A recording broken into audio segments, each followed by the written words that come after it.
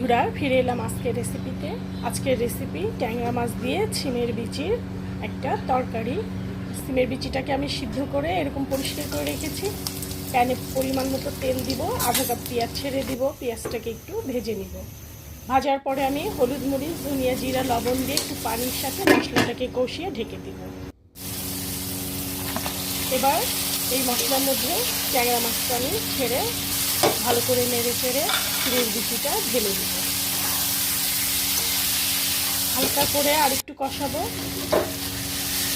এইভাবে একটু ঝাঁকিয়ে ঝাঁকিয়ে নিব। পরিমাণ মতো পানি দিয়ে ঢাকনা দিয়ে ঢেকে দিব। ঢাকনা তুলে এইরকম করে আমি দুটো টমেটো কেটে রেখেছি দিয়ে দিব, আবারও ঢাকনা দিয়ে ঢেকে দিব। এবার ঢাকনা তুলে একটু ঝাঁকিয়ে নেব, উপর থেকে কিছু ধনেপাতা দিয়ে দিব। হয়ে গেল আমার মজার